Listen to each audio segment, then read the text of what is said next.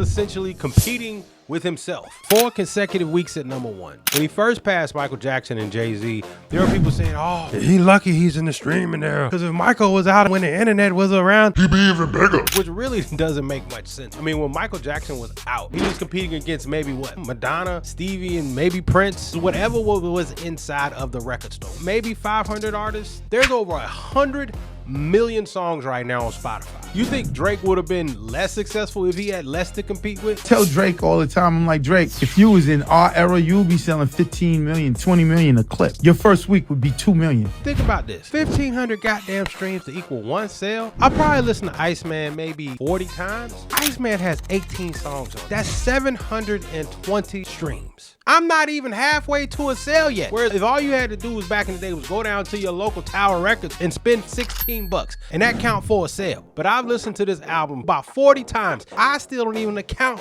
for one damn regular ass sale. And you're telling me right now that it's easier with the internet era, with the attention economy, with Drake competing against YouTube, podcasts, Netflix, Instagram, and TikTok, competing for your attention. And you're telling me it's easier. Back in the day, Mike and Prince and they was competing against Fishing, the game of Scrabble. Mike was competing against 60 Minutes. This is 60 Minutes. And again, I'm not telling you Mike ain't great. Mike's my favorite. I'm just simply saying, let's not act like Drake's got it easier, because Mike would have been great in this era too. I'm just not quite sure if he would have been any bigger. I mean, Michael was running around with the whole armed forces from Taiwan, and I think he was aided by the scarcity of options. And that might have been a good thing, because we got a chance to really process his greatness. And videos wasn't on 24 hours a day. Okay, you had to wait for Friday night videos to come on to see the video. And even when MTV came around, you still had to wait for them to put Thriller back on. Now, pull out your phone.